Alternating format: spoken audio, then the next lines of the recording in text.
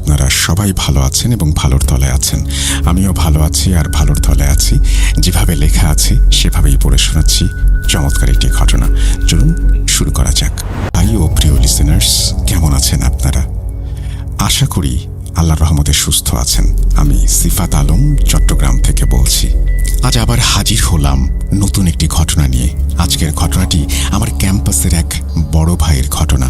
ভাইয়া তার নাম প্রকাশে অনিচ্ছুক, তাই আমি তার নাম বলছি না। ঘটনার ভেতরে অনিচ্ছাকৃত ভুল ত্রুটির জন্য আমি সবার কাছে আন্তরিকভাবে ক্ষমা চেয়ে নিচ্ছি। ভাইয়ার ছদ্মনাম হিসেবে আমি রিয়াদ নামটা ব্যবহার করছি। চলুন ঘটনায় প্রবেশ করা যাক। আসসালামু আলাইকুম রাসেল ভাইয়া। আপনার চ্যানেলের প্রতিটি ঘটনা আমি মন দিয়ে শুনি, আর সত্যি বলছি, নিজেকে আপনার বড় ভক্ত বলে মনে করি। সিফাতের সাথে আমার অনেক আগে থেকেই পরিচয়, কিন্তু আমার জানা ছিল না এই সিফাতই ভূত.com-এর মডারেটর সিফাত। তাই যখন জানলাম, আমিও আমার ঘটনাটি শেয়ার করার লোভ সামলাতে পারলাম না। আমি দোয়া করি আল্লাহ আপনাকে এবং আপনার চ্যানেলকে আরও সফলতা দান করুন। অনেক দিন ধরে নিজের ঘটনা আপনাদের সাথে শেয়ার করতে চেয়েছিলাম, কিন্তু কাজের চাপে সময় বের করতে পারিনি। তেমন ভালো লিখতেও পারি না। আজ যেহেতু সিফাতের সাথে দেখা হলো আর সুযোগ পেয়েই গেলাম, তাই ভাবলাম ঘটনাটা শেয়ার করেই ফেলি। এখন আমি চৌমোহনীতে থাকি, কিন্তু যে ঘটনাটি বলতে যাচ্ছি সেটা বেশ পুরনো, 2008 সালের দিকের ঘটনা। তখন আমি চট্টগ্রামের মেহেদিবাগ থাকতাম। আমাদের বাড়ির ঠিক পাশেই আমার খালার বাসা ছিল। আমরা দুই পরিবার খুব মিলেমিশে দিন কাটাতাম। খালু এবং আমার আব্বু একে অপরের ঘনিষ্ঠ বন্ধু ছিলেন, আর আমার মা আর খালা বোনের থেকেও বেশি কিছু। আমার খালার দুজন বাচ্চা, একজন আমার সমবয়সী কাজিন আর একজন তার 8 বছরের ছোট বোন। ছোটটার কথা পরেই বলবো, সে এখন আমার স্ত্রী। তখন আমরা সবাই টিনেজ। আমার বয়স 14-15, কাজিনেরও তাই। আমি আমার পরিবারের একমাত্র ছেলে, তাই ছোটবেলা থেকেই সবার স্নেহ একটু বেশি পেয়েছি। ঘটনাটা ঈদের ছুটিতে বেড়াতে যাওয়ার সময়ের। আমরা দুই পরিবার ঠিক করলাম ঈদের ছুটিতে কক্সবাজার যাব। প্রস্তুতি নিয়ে সবাই খুব উত্তেজিত। আমি আর আমার কাজিন তো আকাশে উঠছি, এতটাই আনন্দে ছিলাম। নানা রকমের প্ল্যান, কোথায় ঘুরবো, কি খাবো, কোন দোকান থেকে কি কিনবো, এইসব নিয়েই কথা। সন্ধ্যা 6টার দিকে আমরা রওনা দিলাম। সময়টা ডিসেম্বর। ভালো রকমের ঠান্ডা পড়তে শুরু করেছে, কিন্তু খুব বেশি তীব্র নয়। শীত আসছে বোঝা যায়, বাতাসে সেই কুচকুচে শীতের গন্ধ।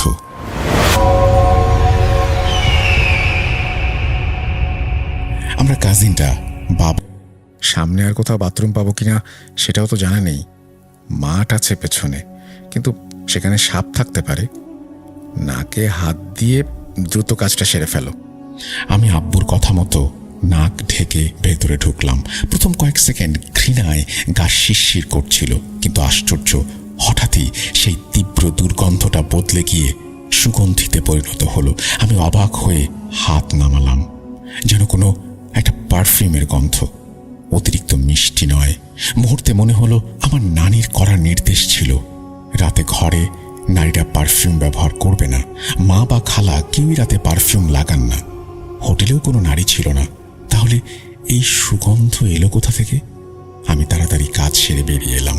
বাইরে এসে গভীর শ্বাস নিয়ে গন্ধটা কোত্থেকে আসছে বোঝার চেষ্টা করলাম, কিন্তু বাইরে কোনো সুবাস নেই। আব্বুকে বললাম, ভেতরে পারফিউমের গন্ধ পেলাম। আব্বু হেসে বললেন, হয়তো পেছনের ক্ষেত থেকে কোনো ফুলের গন্ধ বাতাসে এসে তোমার নাকে লেগেছে। যুক্তিটা আমার মনে ধরল, কিন্তু তবুও একটা খচখচানি রয়ে গেল। আমরা গাড়িতে উঠে পড়লাম। এবার পরিবারের একজন গুরুত্বপূর্ণ সদস্যের কথা বলি। তার নাম ছিল টম। টম কেবল আমাদের কোনো পোষা প্রাণী ছিল না, আমার কাছে আমার ভাইয়ের মতো ছিল সে। আমি বাবা মায়ের একমাত্র সন্তান, তাই ছোটবেলা থেকেই টমই আমার সঙ্গী, আমার খেলার সাথী, আমার পাহারাদার, আমার অভিযোগ শোনার বন্ধু। গাড়িতে বসতেই লক্ষ্য করলাম টম আমাকে অদ্ভুতভাবে শুঁকছে। সাধারণত যেভাবে শোঁকে ঠিক সেভাবে নয়, অপরিচিত একটা গন্ধের উৎস খুঁজে বের করতে চাইছে। তখন বুঝিনি, পরে বড় হয়ে মনে হয়েছে রাত করে বাড়ি ফিরলে যেমন কেউ জামা কাপড় শুঁকে দেখে, ঠিক তেমন তীক্ষ্ণভাবেই সে আমাকে শুঁকছিল। আমরা আবার রওনা হলাম। রাত গভীর হচ্ছে, হাইওয়ের ওপর আলো ছায়ার রেখা। ক্ষুধার কথা মনে পড়ায় পথে একটা দোকান থেকে স্যান্ডউইচ আর কিছু পানীয় কিনে নিলাম। আমরা বাচ্চারা পেছনের সিটে আধো ঘুমে ঢলে পড়লাম, আর আব্বু আর খালু গাড়ি চালাতে লাগলেন। জানলা দিয়ে চাঁদের আলো ঢুকছে, পাহাড়ি রাস্তায় সেই আলো রূপালী তীরের মতো কাঁপছে। হঠাৎ গাড়ি থামলো। আমি ঘুম চোখে নেমে দেখি আব্বু আর খালু একটা টায়ারের দিকে তাকিয়ে আছেন। এগিয়ে গিয়ে দেখলাম টায়ারে একটা বেড়ালের বাচ্চা আটকে আছে, নিথর। চোখের পানি ধরে রাখতে পারলাম না, কান্না এসে গেল। অন্যরাও বেরিয়ে এলো। হাপু বললেন, হঠাৎ সামনে চলে এসেছিল, অনেক চেষ্টা করেও বাঁচাতে পারিনি। খারাপ লাগা, অপরাধ বোধ আর শোক তিনটাই একসাথে চেপে ধরল। একটা ডাল দিয়ে টায়ার থেকে সাবধানে বাচ্চাটাকে নামিয়ে রাস্তার পাশে সরিয়ে রাখা হলো। তারপর সব কষ্ট গিলে আবার আমরা চললাম। বাতাস ঠান্ডা, আর পাতার খসখস শব্দ গাড়ির গুঞ্জনের সাথে মিশে যাচ্ছে। অনেক সময় পর এক শহুরে এলাকায় পৌঁছালাম, কিন্তু হোটেল একটাও খালি নেই। তখন ভিড়ের সময়, পর্যটক গিজগিজ করছে। অনেকটা সময় অপেক্ষা করে একটা লোক এলো, বলল কাছেই একটা ভাড়া বাড়ি আছে, চাইলেই রাতটা সেখানে থাকা যাবে। আমরা সবাই ক্লান্ত, চোখে ঘুমের বোঝা, রাজি হয়ে গেলাম। সে সাইকেলে সামনে সামনে চলল, আমরা গাড়ি নিয়ে তার পেছনে। সেখান থেকে প্রায় ৩-৪ কিলোমিটার দূরে বেশ নির্জন একটা এলাকা, চারপাশে পাহাড়, গাছ আর অন্ধকার। কাঠের তৈরি একটা বাড়ি, পুরনো, কিছুটা ভাঙাচোরা, তবু আশ্রয় তো। ভাড়াটা খুব কম ছিল না, তবু পরিস্থিতির তাগিদে মেনে নিলাম। গাড়ি থেকে জিনিসপত্র নামাতে লাগলাম। বাড়ির ভেতরে ঢুকতেই এক ধরনের শুনশান শীতলতা। দিনের বেলাও যেন রাত। আমি টমকে নিয়ে ভেতরে আসতে গেলাম, ঠিক তখনই বিপত্তি। টম হঠাৎ শেকল টেনে পিছিয়ে যেতে লাগলো। এমন সে কেবল তখনই করে যখন ভীষণ ভয় পায়। গেটের দিকে তাকিয়ে গড়গড় শব্দের সাথে টান মারছে, আমাকে টেনে বাইরের দিকে নিয়ে যেতে চাইছে। তার চোখ একভাবে তাকিয়ে আছে অন্ধকার জমে থাকা একটা কোণে, যেখানে আমি কিছুই দেখছি না। অনেক কষ্টে তাকে ভেতরে টেনে এনে একটা লোহার পাইপের সাথে বেঁধে রাখলাম। তার ভাবভঙ্গি আক্রমণাত্মক নয়, বরং গলায় আটকে আসা আতঙ্ক যেন কাউকে দেখে শিউরে উঠেছে। আপনারা হয়তো ভাবছেন আমরা কক্সবাজার না গিয়ে সেখানে কেন থেকে যাচ্ছি। আসলে কক্সবাজার আসার সময় আমার এক কাজিন অসুস্থ হয়ে পড়ে। এখানে আসার আগের রাতেও তার প্রচুর বমি হয়। সে খুব দুর্বল হয়ে পড়েছিল, তাই সবাই মিলে সিদ্ধান্ত নিলাম এইখানেই থেকে যাব কক্সবাজার যাওয়ার আগে। ঘটনায় ফিরি। জিনিসপত্র সরানো অনেক ঝামেলা, তার উপর বাচ্চারা সবাই ক্লান্ত। ঠিক করা হলো আজ থাকি, কাল রওনা হব। সারাদিন এদিক সেদিক ঘুরে বেড়ালাম, খাওয়া দাওয়া, কিছু কেনাকাটা। সন্ধ্যায় ফিরতে ফিরতে শরীর ভার হয়ে এসেছে। বাড়িতে এসে দেখি লাইট জ্বলছে। লোকটা আগেই জেনারেটর চালিয়ে গেছে। আশ্চর্যজনকভাবে টমও চুপচাপ, আগের রাতের মতো সেই উত্তেজনা নেই। আমরা গল্পগুজব করতে করতে রাত 11টার মধ্যে শুয়ে পড়লাম। রাতের গভীর কোনো এক সময়ে বাইরে হঠাৎ গাড়ির হর্ন। প্রথমে মনে হলো দূরের রাস্তার শব্দ, কিন্তু একটু পর পর হর্ন বাজছেই। তারপর হেডলাইটের আলো গেটের ফাঁক দিয়ে ঘরের সামনে পড়ে ঝিলিক মারল। বুক ধরফর করে উঠল। মনে হলো ডাকাত বা অন্য কিছু হতে পারে। আব্বু আর খালু গেটের দিকে কান পেতে শুনছিলেন, আমরা বাকিরা ভেতরে। অদ্ভুত ব্যাপার, টম শান্ত। এমন পরিস্থিতিতে সাধারণত সে আগুন হয়ে উঠত। আজ সোজা শুয়ে আছে। কেউ সাহস করে বাইরে গেল না। দরজাগুলো ভেতর থেকে লাগিয়ে আমরা রুমে ঢুকে পড়লাম। ভয় আর দুশ্চিন্তায় রাত কাটল। আমরা আল্লাহর নাম নিতে নিতে ভোরের আজান শুনলাম। আলো পড়তেই শব্দ থেমে গেল। ভোরে আমরা সবাই বাইরে এলাম। গ্যারেজের দিকে গিয়ে প্রথমেই টমের খোঁজ নিলাম। যা দেখলাম সেটা আজও ভুলতে পারি না। তার চোয়াল কেমন যেন বড় করে হাঁ হয়ে আছে, চোখ দুটো হিংস্র। সে আমাকে দেখেই দাঁত বের করে ঝাঁপ দিতে উদ্যত। যে কুকুরটা আমার ডাক শুনে লেজ নেড়ে ছুটে আসতো, সেই কুকুরটা আজ আমাকেই কামড়াতে চাইছে। মনে হলো কোনো এক অশুভ শক্তি তার শরীরটাকে দখল করে নিয়েছে। আমি কেঁদে ফেললাম, বারবার বলছি, টম থামো, আমার দিকে তাকাও, কি হয়েছে তোমার? সে অসংলগ্ন। কারো দিকে গেলেই কামড়াতে উদ্যত। সবাই পেছনে হটতে বাধ্য। ঠিক তখনই বাড়ির মালিক এলো। আমাদের দেখে বলল, স্যার, কুকুরটা পাগল হয়ে গেছে।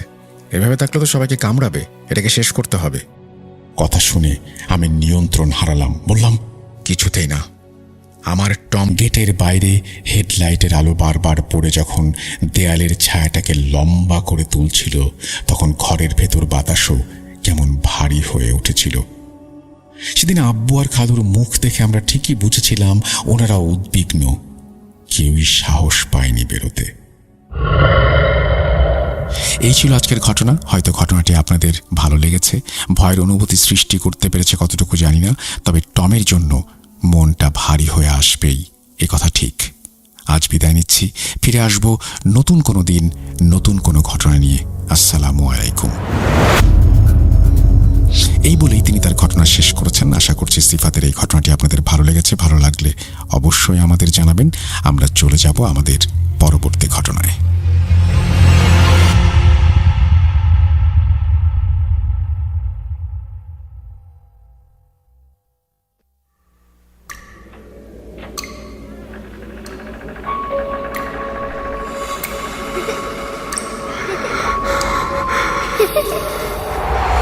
লুকোচুরি খেলবে?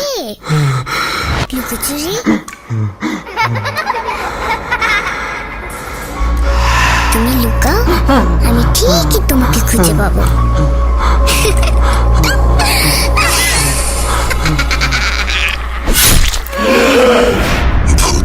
Voot.com with Russell. Welcome back. আপনাদের সবাইকে স্বাগত জানাচ্ছি আমি রাসেল। আশা করছি আপনারা সবাই ভালো আছেন এবং ভালোর দলে আছেন। আমিও ভালো আছি আর ভালোর দলে আছি। যেভাবে লেখা আছে আমি সেভাবেই পড়ে শোনাচ্ছি। আসসালামু আলাইকুম রাসেল ভাই। জিজ্ঞাসা করলাম না কেমন আছেন, কারণ আমরা সবাই জানি আপনি ভালোর দলে। গত এপিসোডে আমার একটা ঘটনা শোনানোর জন্য আপনাকে অসংখ্য ধন্যবাদ। সেই জন্য আমি আরও একটি ঘটনা আপনাদের সাথে শেয়ার করছি। আমার নাম মোহাম্মদ মোহাইমিন হোসেন সাব্বির। আমার বাড়ি নাটোর জেলার লালপুর থানার পুরাতন ঈশ্বরদী গ্রামে। আমি আজকে আমার স্ত্রীর সাথে কয়েক বছর আগে ঘটে যাওয়া সত্য একটি ঘটনা শেয়ার করব আপনাদের সাথে। ইচ্ছা ছিল স্টুডিওতে এসে আমার এই ঘটনাটি আপনাদের সামনে উপস্থাপন করব, কিন্তু আমার ছুটি না থাকায় আমি স্টুডিওতে এসে ঘটনাটি শেয়ার করতে পারলাম না বলে দুঃখ প্রকাশ করছি। তাই আমি ঘটনাটি লিখে পাঠাচ্ছি। যদি ভালো লাগে তাহলে অবশ্যই পড়ে শোনাবেন আশা করছি। ঘটনাটি আমি আমার শ্যালকের মুখ থেকে শুনেছি। খুব ভয়ানক কালো জাদুর ঘটনা। আমার স্ত্রীর ছদ্মনাম মিহি।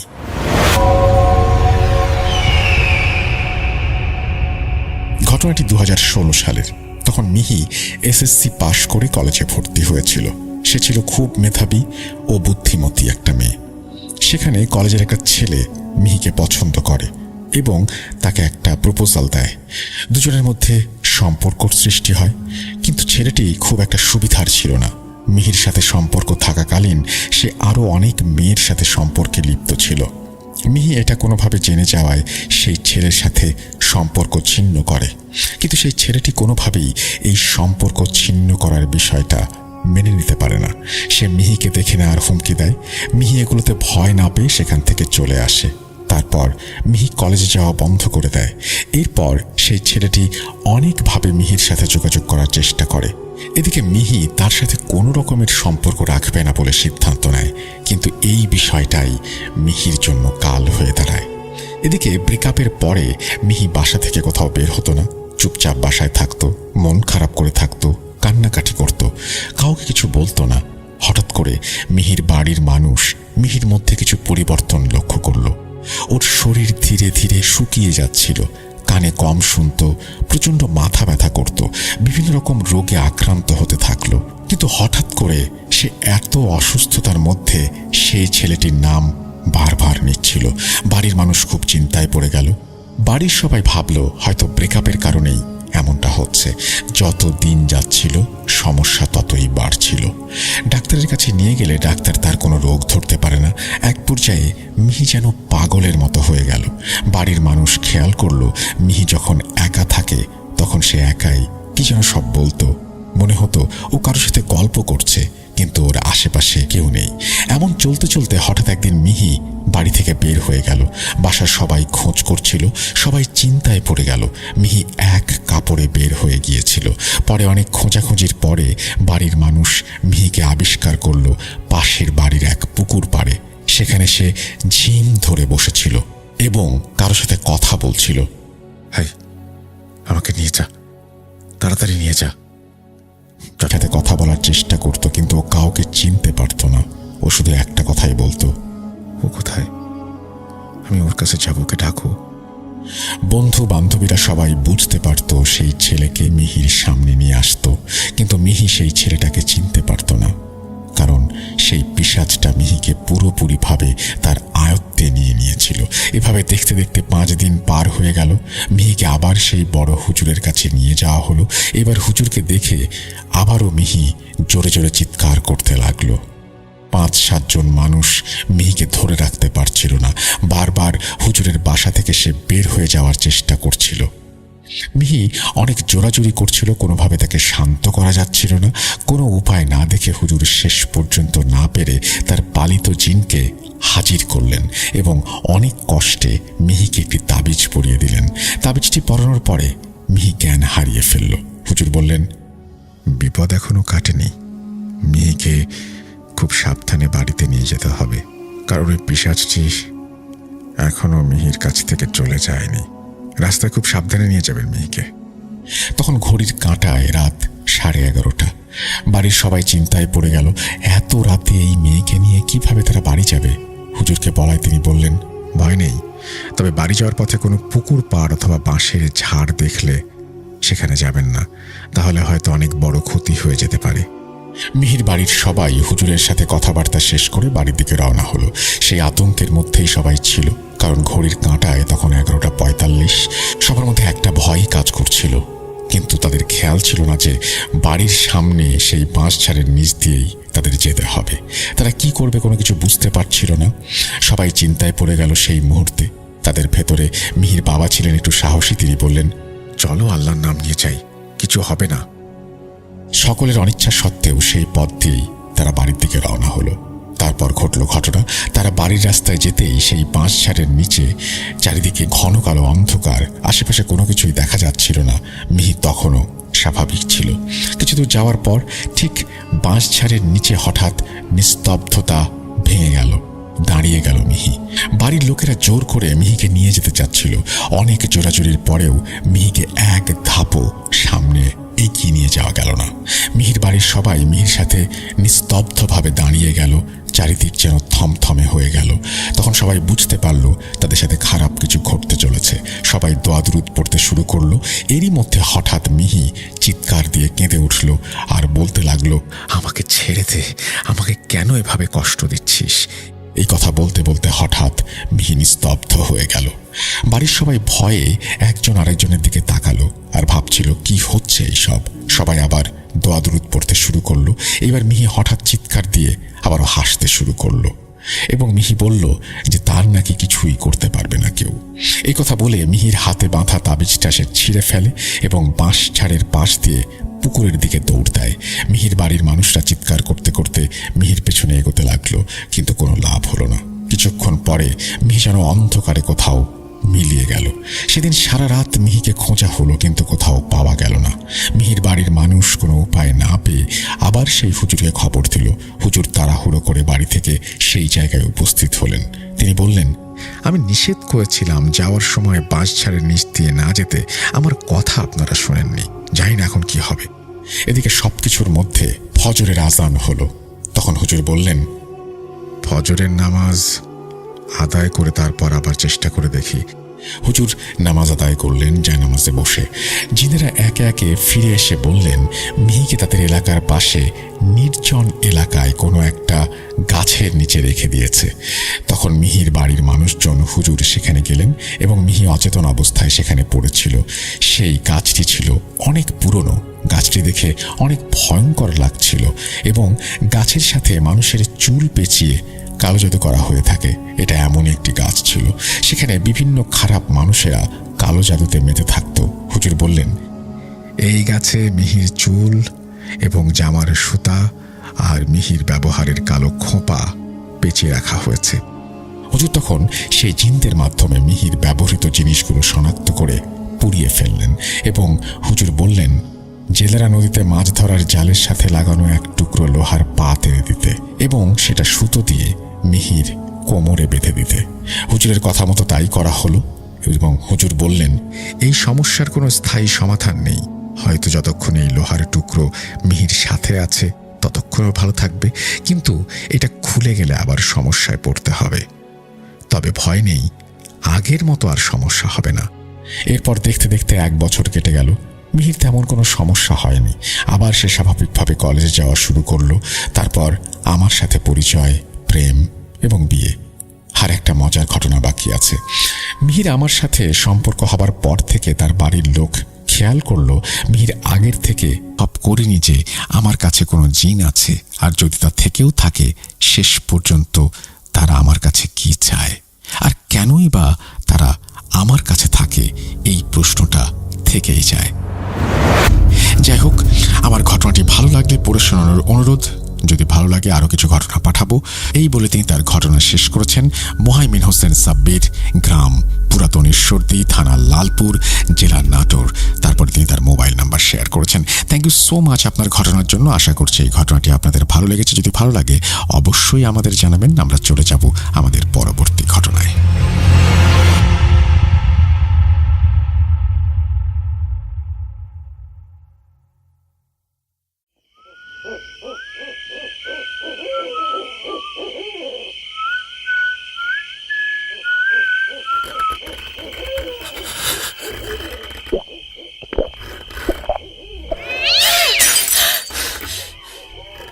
আজ আবার শুনতে পাচ্ছেন শব্দটা? আমার আয়নার ভেতরে রোজ এভাবেই আসে।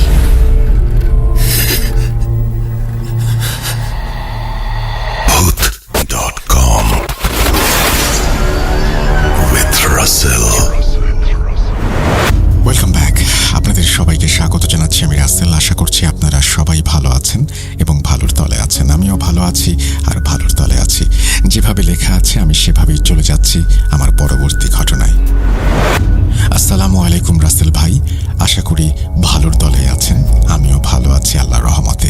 গত 2 ইমেল পড়া হয়নি, এতে কিছুটা রাগ হয়েছিল নিজের প্রতি। কিছুটা ভুল হয়তো বা লেখার মধ্যে ছিল, তাই আপনার হয়তো পড়া হয়নি ভেবে আজ আবারও লিখতে বসলাম। আমি হাসান ভূঁইয়া, কুমিল্লা জেলার মুরাদনগর থানার ছালিয়াকান্দি ইউনিয়নের কোনো এক গ্রামে বাস করি।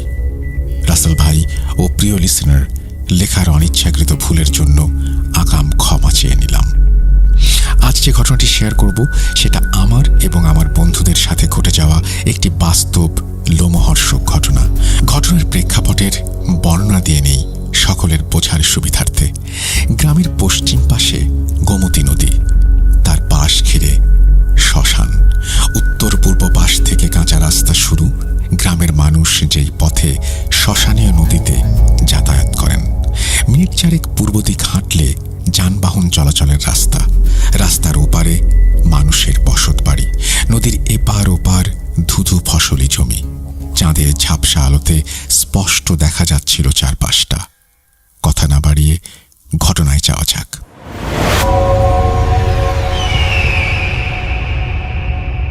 দিনটা ছিল 2018 সালের নভেম্বর মাসের কোনো একটি রাতের ঘটনা। গ্রামের পশ্চিমে নদীর পাড় ঘেঁষে একটি প্রকাণ্ড শ্মশান। লোকমুখে এই শ্মশান নিয়ে নানা রকমের ভৌতিক ঘটনা প্রায়ই শোনা যেত। অগণিত মানুষ শ্মশানে রাতের আঁধারে ভৌতিক ঘটনার সম্মুখীন হয়েছে। তবে আমাদের সঙ্গে এই ঘটনা ঘটার 2 দিন আগের রাতে গ্রামের এক মাঝি একটি ভয়াবহ দৃশ্য লক্ষ্য করেছেন এই শ্মশানে। পরে আমরা মাঝির বাড়িতে যাই এবং তার সাথে কথা বলে জানার চেষ্টা করি। তিনি আমাদের বলেন, তখন রাত 12টা।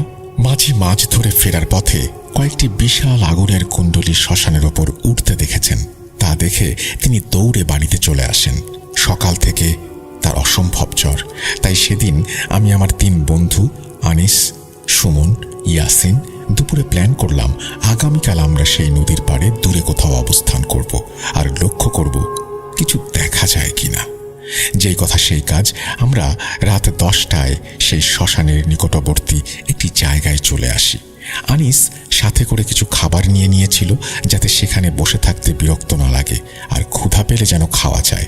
কিছুক্ষণ চারপাশটা হাঁটাহাঁটি করে আমরা নদীর পাড়ে ঘাসের ওপরে বসে গল্পগুজব করছিলাম। রাত তখন 1টা ছুঁই ছুঁই। ইয়াসিন বিরক্ত গলায় বলল, আরে এইসব আর দেখা দিবে না, চল বাড়িতে যাই। তবে সুমন আর আমি একদম সারা রাত বসে থাকবো এই বলে অপেক্ষা করছিলাম। সুমন একটু বুদ্ধি খাটিয়ে বলল, চল লুডো খেলে সময় পার করি। আমিও সম্মত হলাম। অনেকক্ষণ খেলেছিলাম, প্রায় রাত 3টা। খেলার ফাঁকে ফাঁকে সবাই একটু শ্মশানের দিকে খেয়াল রাখছিলাম। বলে রাখা ভালো, আমরা 4 জন যে সাহসী ছিলাম এমন না, তবে এই সব নিয়ে কেউ তেমন বিশ্বাস করতাম না। হঠাৎ করে সুমন হাতের ইশারায় আমাদের নদীর দিকটা দেখালো। সাথে সাথে মাথা ঘুরিয়ে আমরা দেখলাম নদীর ওপার থেকে একটি বিশাল আগুনের কুণ্ডুলি উঠতে উঠতে শ্মশানের উপরে একটি গাছে এসে পড়ল। আমরা হাঁ করে এক মুহূর্ত বিষয়টা লক্ষ্য করলাম। সুমন একটু বিব্রত হয়ে বলল, সত্যি কি এসে পড়ল? তারপর আমরা একটু নড়াচড়া দিয়েই বসলাম ভালো করে বিষয়টা লক্ষ্য করার জন্য। মিনিট 2 পর দেখলাম আগুনের কুণ্ডলি একটা নয়, 3টা একসাথে শ্মশানের বড় গাছগুলোর ওপর ঘুরছে। ঘটনাটা প্রায় 3-4 মিনিট আমরা দেখেছি। অতঃপর ইয়াসিন ঘটনাটি ভিডিও করার জন্য ফোনটা হাতে নিল। তখনই দেখলাম সেই আগুনের কুণ্ডলিগুলো মুহূর্তের মধ্যে অদৃশ্য হয়ে গেল। আমরা সবাই তখন শ্মশানের দিকে মুখ করে বসে কথা বলছিলাম। ইয়াসিন বলল, আমি শিওর আবার আসবে। আনিস সাথে সাথে বলে উঠল, চল বাড়িতে যাই, আমার ভালো লাগছে না। আমারও কিছুটা ভয় লাগছিল তখন, তবে ওদের বুঝতে দেয়নি। আসলে আমি ভাবিনি যে আসলে এসব দেখতে পারবো। কত রাত এভাবে বাইরে কাটিয়েছি, কিছুই দেখিনি। সুমন কিছুটা হাসির ভঙ্গিতে বলল, এখনই ভয় পাচ্ছিস কেন? কথাটা শেষ হতেই একটা গরম হাওয়া আমার গায়ে এসে লাগলো। বাতাসটা পাওয়ার পর আনিসের চোখের দিকে তাকাতেই স্পষ্ট একটা ভয় লক্ষ্য করতে পারলাম। ইয়াসিন ও সুমনও অনুভব করতে পেরেছে, তবে বেশি গুরুত্ব দেয়নি। ইতোমধ্যে আনিস যাওয়ার জন্য সম্পূর্ণ প্রস্তুত, সে আর এখানে থাকবে না এই বলে হাঁটা শুরু করলো। আমি আনিসকে থামানোর জন্য উঠলাম। ততক্ষণে আনিস প্রায় আমাদের থেকে 10 কদম বেশি দূরে চলে গেছে। আমি দ্রুত পায়ে আনিসকে পেছন থেকে ধরার জন্য ডাক দিলাম। আনিস বলল, আমার ভয় লাগছে। আমি আনিসকে আশ্বাস দিয়ে বললাম, চল ওদেরকে তাহলে বুঝিয়ে নিয়ে আসি।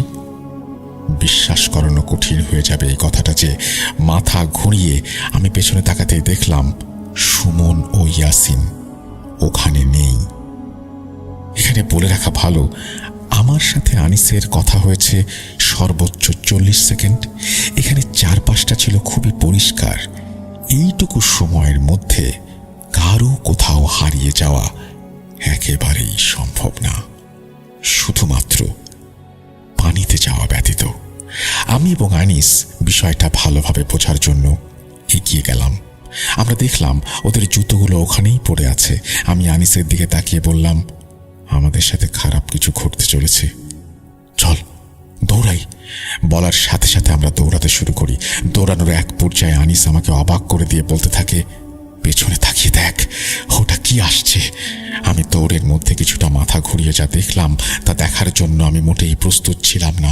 আমি দেখলাম 2টো সাদা ঘোড়া উড়ে উড়ে আমাদের দিকে আসছে, আর সেই ঘোড়াগুলোর ওপর 2টো কালো জামা পরা কিছু একটা বসা। এক পলকেই পুরো দৃশ্যটা লক্ষ্য করতে পেরেছি। তারপর আর পেছনে দেখার সাহস হয়নি। বলে রাখা ভালো, গ্রামের চাষাবাদের জমি থেকে যানবাহনের রাস্তাটা অনেকটাই উঁচুতে। দৌড়াতে দৌড়াতে আমরা গ্রামের সেই উঁচু রাস্তায় উঠতেই আনিস একটা চিৎকার দিয়ে মাটিতে পড়ে যায়। আমি দাঁড়িয়ে আনিসকে তোলার কোনো সাহস বুকে সঞ্চার করতে পারিনি। আমি দৌড়ে রাস্তার অপর পাশে একটি বাড়িতে চলে যাই। বাড়ির ভেতরে ঢুকে আমি যেন প্রাণ ফিরে পাই। আমি চিৎকার দিয়ে মাটিতে পড়ে যাই। আমার চিৎকারের আওয়াজে মিনিট খানেক পর একটা টুপি মাথায় মুরব্বি ঘরের জানালা খোলেন। আমি বাঁচাও বলে চিৎকার দিতেই মুরব্বিটা হাও মাও করে চিৎকার দিয়ে ঘরের দরজা খোলেন এবং আমার কাছে দৌড়ে আসেন। ওনাকে আমি দেখে ক্লান্ত গলায় বলি, আনিস রাস্তায় পড়ে গেছে। তারপর আমার আর কিছু মনে নেই। আমার জ্ঞান ফেরার পর আমি নিজেকে আবিষ্কার করি ওই মুরব্বির বাড়িতে। আমার একপাশে আনিস শুয়ে আছে। তখনও আনিসের জ্ঞান ফেরেনি। হাতের বামে খেয়াল করে দেখলাম 5-6 জন মানুষ দাঁড়িয়ে আমাদের দেখছে, যেন আমাদের কখন জ্ঞান ফেরে সেই অপেক্ষায় তারা। আমি মুরব্বির দিকে চোখ তুলে তাকাতেই মুরব্বি আমাকে জিজ্ঞেস করলেন, কোন দিক থেকে দৌড়ে এসেছো তোমরা? আমি হাত দিয়ে শ্মশানের দিকটা দেখালাম। মুরব্বির মুখটা মলিন হয়ে গেল, তার চোখে একটা ভয়। তবে জিজ্ঞাসা করার মতো কোনো পর্যায়ে আমি তখন ছিলাম না। কেন এই ভয়? আমার জ্ঞান ফেরার 2 ঘন্টা পর আনিসের জ্ঞান ফেরে। আমাদের বাবা মাকে ডেকে নিয়ে এসে আমাদের বাড়িতে পাঠানোর ব্যবস্থা করা হয়। আমার কাঁপুনি দিয়ে জ্বর আসে। অন্যদিকে আনিসের খুবই খারাপ অবস্থা। কিছুক্ষণ পর পর সে অজ্ঞান হয়ে যাচ্ছে। ওদিকে ইয়াসিন এবং সুমনের কোনো খবর নেই। নিজের থেকেও বেশি চিন্তা হচ্ছিল ওদের জন্য। হঠাৎ করে আম্মুর মোবাইলে কল আসাতে আমার শরীর আঁতকে ওঠে। আম্মু ফোন ধরে শুনতে শুনতেই কলটা কেটে গেল। আম্মু আমাকে অবাক করে বললেন, ইয়াসিন ও সুমনের লাশ নদীতে ভেসে উঠেছে। এই কথা শুনতে পেয়ে আমি এক চিৎকার দিয়ে জ্ঞান হারাই। মসজিদের ইমাম এসে দোয়া পড়ে ফোঁ দিলেন। আমার জ্ঞান ফিরল। তারপর 3 দিন অক্লান্ত কম্পনের পর আমার জ্বর কমলে আমি আনিসকে দেখতে যাই। ওখানে যাওয়ার পর আনিসের সঙ্গে আমার অনেক কথা হয়েছে। পরে আমি তাকে জিজ্ঞাসা করেছিলাম রাস্তার উঁচু ঢালুতে অজ্ঞান হওয়ার কারণ। আনিস তখন বলে, আসলে আমি তখন কোথাও হোঁচট খেয়ে পড়িনি, কে যেন আমাকে পেছন থেকে ধাক্কা মেরেছিল। তখন আমি মাটিতে পড়ে পেছন ঘুরে তাকাতেই লক্ষ্য করলাম একটা বিভৎস অবয়ব আমার কিছুটা দূরে দাঁড়িয়ে। আমি যেন দৌড়ানোর কোনো শক্তি পাচ্ছিলাম না। আর আমি অবয়বের দিকে তাকিয়ে অবাক হয়ে দেখলাম অবয়বটা মাটি থেকে 2-3 হাত ওপরে ভাসছে। আমি নিচ থেকে ওপরে তাকাতেই দেখলাম অবিশ্বাস্য 2টি জ্বলন্ত আগুনের পলকহীন চোখ আমার দিকে তাকিয়ে আছে। আমি যেন ওই বিভৎস মুহূর্তটার সহ্য করতে পারছিলাম না। আমি দেখলাম অবয়বটা আমাকে ধরার জন্য কিছুটা নিচু হয়ে যাচ্ছে। আমি তখন ভয়ে জ্ঞান হারাই। আনিসের কথাগুলো শুনে আমি অবাক হয়ে ওর দিকে তাকিয়ে থাকি। ক্রমাগত আনিস আরো দুর্বল হতে শুরু করে। ওর চোখে অজানা এক ভয় স্পষ্ট ফুটে ওঠে। সেদিন আমি আনিসকে অভয় দিয়ে চলে আসি বাড়িতে। ধীরে ধীরে আনিসের খাওয়া বন্ধ হয়ে যায়। ঘুমোতে গেলে ঘুমোতে পারতো না, চিৎকার দিয়ে উঠে বসতো আর বলতো, ওই দেখো ওরা আসছে। অনেক কবিরাজ এসেছিল, তবে তারা ভয়ে আতঙ্কে পালিয়ে গিয়েছে। যাওয়ার সময় বলেছে এটা খুবই শক্তিশালী জিন, আমরা পারবো না। এইভাবে প্রায় 18 দিন পর আনিস এক রাতে ইহকাল ছেড়ে চলে যায়। আনিসের মৃত্যুর পর আমার বাবা আরও চিন্তিত হয়ে পড়েন। একজন বিখ্যাত আলেমকে বাড়িতে নিয়ে আসেন এবং আমার থেকে সম্পূর্ণ ঘটনা শোনার পর অনেকক্ষণ কি যেন ভাবছিলেন তিনি। মিনিট 5 পর তিনি বলতে শুরু করেন, তোমাকে ওরা মারতে চেয়েছিল ঠিকই, তবে তুমি পেছনে না তাকাতে তোমাকে ওই জিন কাবু করতে পারেনি। আর তোমার বন্ধু যে বিভৎস দৃশ্যটা দেখেছে, সে ভয়ে ঘুমাতে পারছিল না। আল্লাহ তোমার সহায়ক হয়েছেন। তবে ওরা খুবই খারাপ জিন, তোমাকে কখনো একা পেলে ক্ষতি করার চেষ্টা করবে। সবসময় নামাজ পড়বে, গভীর রাতে হাঁটাহাঁটি করবে না, আর আয়াতুল কুরসি পাঠ করে ঘুমাবে। আশা করি সমস্যা হবে না। এইভাবে চলে গেল 3টি প্রাণ। আজও সেই কালো রাতের কথা মনে এলে গায়ের লোমগুলো দাঁড়িয়ে যায়। যখনই মনে হয় 2টো ঘোড়া উড়ে উড়ে আমার দিকে আসছিল এবং সেই অবয়বগুলো যারা আমাদের তাড়া করছিল, এই দৃশ্য কোনোভাবেই ভোলার না। ওদের মৃত্যুর শোকে আজও আমার মনের অজান্তেই রাতের আঁধারে চোখের পানিতে বালিশ ভিজে যায়। আমি সেই বন্ধুদের সাথে ঘটে যাওয়া ঘটনাটা শেয়ার করলাম ভূত.com-এ। আমার জীবনের একটি অকাম্য ভৌতিক অধ্যায়। জানি অনেকেই বিশ্বাস করতে চাইবে না, তবু আমি বলতে চাই, বিপদ যার হয় সেই বোঝে বিপদের ওজনটা কতটুকু। 100% সত্যি এই ঘটনা, নিজের সাথে ঘটা। এই শ্মশান নিয়ে আরো বেশ কিছু ঘটনা আমি ইতোমধ্যে সংগ্রহ করেছি। এই ঘটনা পড়া হলে একে একে পাঠাবো। জানি না কতটা গুছিয়ে লিখতে পারলাম, সিলেক্টেড হলে জানাবেন। এই বলে তিনি তার ঘটনা শেষ করেছেন। আশা করছি এই ঘটনাটিও আপনাদের ভালো লেগেছে। আমরা চলে যাব আমাদের পরবর্তী ঘটনা।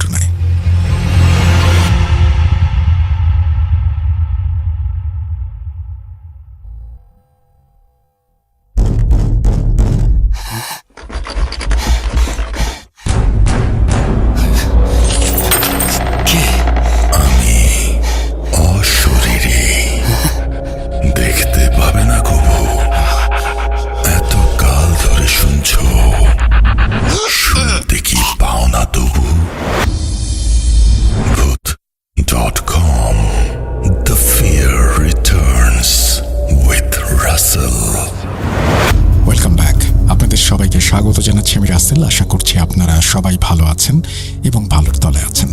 আমিও ভালো আছি আর ভালোর তলে আছি। কোনো কথা না বাড়িয়ে আমরা চলে যাব আমাদের পরবর্তী ঘটনায়। আশা করছি এই ঘটনাটি আপনাদের ভালো লাগবে। যেভাবে লেখা আছে আমি সেভাবেই পড়ে শোনাচ্ছি। আসসালামু আলাইকুম রাসেল ভাই, কেমন আছেন জিজ্ঞেস করব না, কারণ আমি জানি আপনি সবসময় ভালোর তলেই থাকেন। আমি সিলেট থেকে তাহমিন লিখছি। কয়েকদিন আগে 2টা ঘটনা পাঠিয়েছিলাম, হয়তোবা কোনো কারণে ঘটনাগুলো সিলেক্টেড হয়নি। তারপরেও আমি আপনার প্রতি এবং ভূত.com-এর প্রতি ভালোবাসা থেকেই আবারও লিখছি। ভূত.com এখন আমার কাছে একটা নেশার মতো। প্রতিদিন আমি ভূত.com-এর নতুন এপিসোডগুলো ডাউনলোড করে শুনি। তাছাড়া আমার পরিবারের অনেকেই আপনার এই শো শোনেন। আগে ভূত FM আর এখন ভূত.com-এর নিয়মিত শ্রোতা। আজকে যে ঘটনাটি আমি শেয়ার করব সেটা আমার নিজের সাথেই ঘটা। ঘটনাটি 100% সত্য এবং ঘটনার সাক্ষী আমি নিজেই। শব্দ চয়নে কোনো ভুল হয়ে থাকলে নিজ গুণে ক্ষমা করে দেবেন। আমাদের বাড়িটা অনেক পুরনো। বাড়িটা গ্রাম অঞ্চলে ও নির্জন জনমানবহীন জায়গায়। এ কারণে দিনের বেলাতেও মানুষ তেমন আমাদের বাড়ির দিকে আসে না। তাছাড়া আমাদের বাড়িটি পুরনো জমিদার বাড়ি, তাই বাড়িটিকে ঘিরে আমাদের জানা না জানা অনেক রহস্য আছে, যেগুলোর অধিকাংশ রহস্য আমাদের এখনো অজানা। ছোটবেলা থেকে অনেক ঘটনা শুনেছি দাদা ও দাদুর মুখ থেকে। আমাদের প্রতিবেশীদের মুখ থেকেও আমাদের বাড়ি নিয়ে অনেক আশ্চর্যজনক ঘটনা শোনা যায়। আমি নিয়মিত আমাদের বাড়ির পুকুরে গোসল করতাম। প্রায়ই পুকুরে অনেক প্যারানরমাল ঘটনা লক্ষ্য করতাম, কিন্তু আমার পরিবারের কাউকে কিছু বলতাম না। একদিন এশার নামাজে যাওয়ার জন্য পুকুর ঘাটে রাত্রে অজু করতে গিয়েছিলাম। আমাদের বাড়িটা বিশাল একটা টিলার ওপর এবং পুকুরটি বাড়ির পেছনের দিকে নিচে অবস্থিত। বাড়ি থেকে নামার জন্য পাথরের সিঁড়ি ছিল টিলায়। সিঁড়িগুলো দিয়ে বাড়ির নিচে নামতে হতো। সেদিন আমি বাড়ি থেকে নামার সময় খেয়াল করলাম পুকুর ঘাটে কেউ একজন বসে আছে। আমি অনেকটা অবাক হয়েই এগিয়ে গেলাম আর মনে মনে ভাবলাম, এদিকে তো সচরাচর কাউকে দেখা যায় না। তারপরও হয়তো বা কেউ এসেছে পুকুরে হাত মুখ ধুতে। এগুলো ভেবে ভেবে আমি যখন পুকুর ঘাটের কাছাকাছি এসে গেছি তখন ভালোভাবে তাকিয়ে দেখলাম পুকুর ঘাটের সিঁড়িতে একজন মহিলা বসে আছে এবং ওই মহিলার কাছে ছোট্ট একটা বাচ্চা খেলা করছে। আমি একটু এগিয়ে বলে উঠলাম, কে ওখানে? কোনো জবাব আসলো না। চাঁদনি রাত, পুকুরের পাড়ের বাতি নিভিয়ে রাখা হয়েছিল। আমি মোবাইলের ফ্ল্যাশ চালিয়ে পুকুর ঘাটের দিকে ফ্ল্যাশ মারলাম। দেখলাম কিছুই নেই। অনেকটা অবাক হলাম, সাথে কিছুটা ঘাবড়েও গেলাম। আমি আমার চাচাকে বললাম পুকুর পাড়ের বাতি জ্বালিয়ে দিতে। চাচা পুকুর পাড়ের বাতি জ্বালিয়ে দিলেন। তারপর বাবা ও চাচাকে ডাকলাম, তারা আসলেন পুকুর পাড়ে।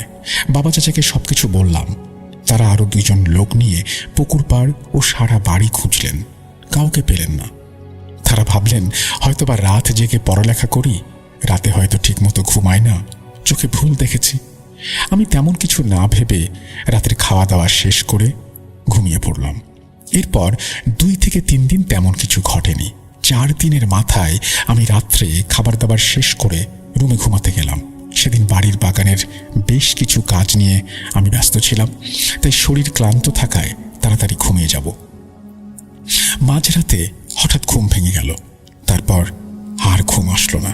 হঠাৎ মনে হলো ছোট একটি বাচ্চা আমার রুমের বিছানার পাশে দৌড়ে এসে দাঁড়িয়েছে। আমি চমকে উঠলাম। সাথে সাথে মোবাইলের ফ্ল্যাশ জ্বালিয়ে ভালোভাবে দেখার চেষ্টা করলাম। দেখলাম সত্যি কালো জামা পরা একটা বাচ্চা আমার দিকে রাগান্বিত দৃষ্টিতে তাকিয়ে আছে।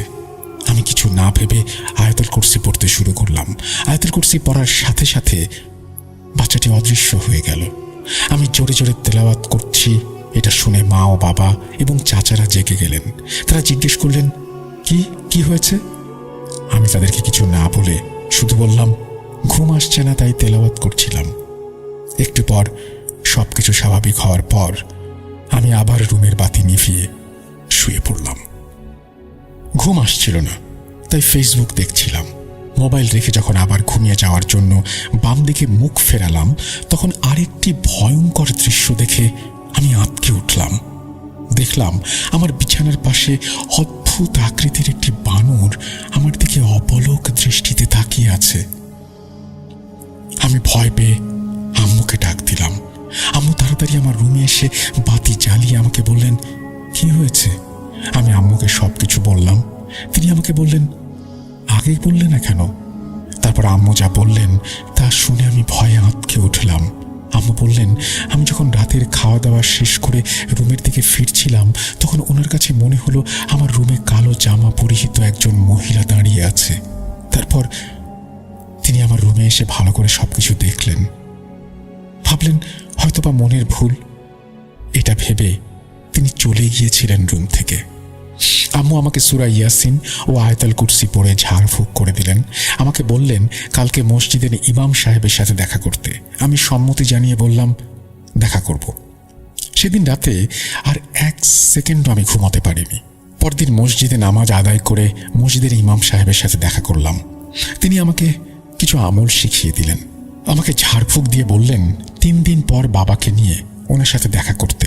ইমাম সাহেব আমাকে বললেন 5 ওয়াক্ত নামাজ নিয়মিত পড়তে। দিনটি খুব ভালো কাটছিল আমার, কিন্তু রাতে শুরু হয় অস্বস্তি। গায়ে জ্বর আসে, রাতে ঘুম আসেনি। মাঝরাতে খেয়াল করলাম আমার রুমের বারান্দাতে কেউ হাঁটাহাঁটি করছে। ভালোভাবে খেয়াল করে দেখি একজন মহিলা ছোট্ট একটা বাচ্চাকে নিয়ে রুমের সামনের বারান্দায় অদ্ভুতভাবে খেলা করছে। আমি যেই না রুমের বাতি জ্বালাবো তখনই ওই মহিলাটি দ্রুত এসে আমার গলা চেপে ধরে। আমি চিৎকার দেওয়ার চেষ্টা করলাম, আমার গলা থেকে আওয়াজ বের হচ্ছিল না। বারবার আয়াতুল কুরসি ও ইমাম সাহেবের দেয়া আমলগুলো পড়তে লাগলাম, কিন্তু মনে হচ্ছিল আমি কোনো সূরা বা আমল সঠিকভাবে পড়তে পারছিলাম না। আমি মনে মনে ভাবলাম এটাই হয়তোবা আমার শেষ দিন। মহিলার হিংস্র বিদঘুটে অবয়বটি তার সমস্ত শক্তি দিয়ে আমার বুকের ওপরে উঠে আমার গলা চেপে ধরল এবং জন্তুর মতো গোঙাতে লাগলো। ওই বিদঘুটে মহিলার অবয়বটি, তার কর্কশ গলা আমি শুনতে পেলাম।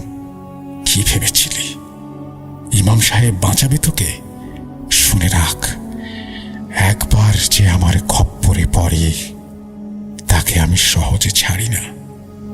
আমি বুঝতে পারি কেউ আমার রুমের বাতি জ্বালিয়ে দিয়েছে। তখন দ্রুত অবয়বটি আমাকে বিছানায় সজোরে ধাক্কা মেরে ফেলে দেয়। তারপর আর কিছু মনে নেই আমার। পরদিন নিজেকে আবিষ্কার করি আমার আম্মুর রুমে। আমি বাবাকে জিজ্ঞেস করলাম কি হয়েছে। বাবা বললেন, কাল যখন আমি তোর রুমের পাশ দিয়ে যাচ্ছিলাম তখন তোর রুম থেকে প্রচণ্ড ধস্তাধস্তির আওয়াজ আসছিল। আমি তো রুমে গিয়ে দেখি তুই মাটি থেকে কিছুটা উপরে হাওয়ায় ভাসছিস আর ছটফট করছিস। আমি এই অবস্থা দেখে দ্রুত রুমের বাতি জ্বালিয়ে দিই, তোর কাছে ছুটে আসি, তোর মাকে ডাক দেই, মসজিদের ইমামকে ফোন দিয়ে তাড়াতাড়ি বাসায় নিয়ে আসি। উনি সব কিছু দেখে বললেন, তোর ওপর চালান দেয়া হয়েছে। কেউ একজন তোকে বান মেরে ফেলার চেষ্টা করছে। তোর চুল, কাপড়ের টুকরো, কাটা নখের টুকরো দিয়ে এই জঘন্য কাজ করা হয়েছে। হুজুর বললেন, এখন আর কোনো ভয় নেই, সব ভয় কেটে গেছে, কিন্তু খুব পরিশ্রম করতে হয়েছে এই চালান কাটাতে। আজ 3 দিন পর তুই ঘুম থেকে জাগলি। আমি এটা শুনে জিজ্ঞেস করলাম, তার মানে আমি 3 দিন ধরে ঘুমিয়েছিলাম? এরপর হুজুর আমাকে কিছু আয়াত ও আমল শিখিয়ে দিয়ে বললেন এগুলো নিয়মিত পাঠ করতে। সেদিনের পর থেকে আর তেমন বড় কিছু ঘটেনি আমার সাথে, কিন্তু মাঝে মাঝে আমার বাড়িতে প্যারানরমাল অনেক ঘটনা ঘটে। এগুলোর সাথে আমরা এখন অভ্যস্ত হয়ে গেছি। এই ছিল আমার সাথে ঘটে যাওয়া ঘটনা। এরকম আরো অনেক ঘটনা আছে আমার সাথে ঘটে যাওয়া, সময় মতো শেয়ার করব। এই বলে তিনি তার ঘটনা শেষ করেছেন। আশা করছি এই ঘটনাটি আপনাদের ভালো লেগেছে। যদি ভালো লাগে অবশ্যই আমাদের জানাবেন। আমরা চলে যাব আমাদের পরবর্তী ঘটনায়।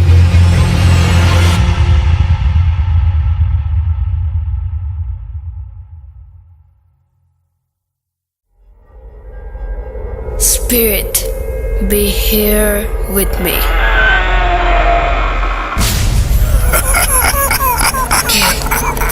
কে তুমি?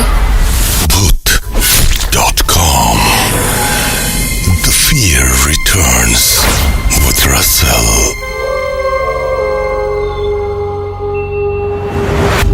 Welcome back. আপনাদের সবাইকে স্বাগত জানাচ্ছি আমি রাসেল। আশা করছি আপনারা সবাই ভালো আছেন, ভালোর তলে আছেন।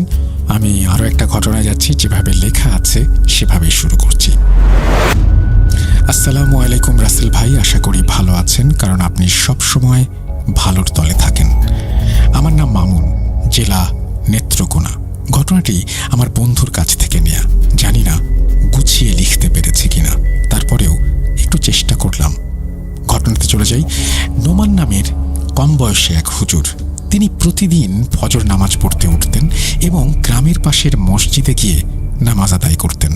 একদিন ঘুমের মাঝে তিনি আজানের শব্দ শুনতে পান এবং তিনি দ্রুত উঠে যান আর তৈরি হয়ে যান ঘর থেকে বেরিয়ে পড়তে।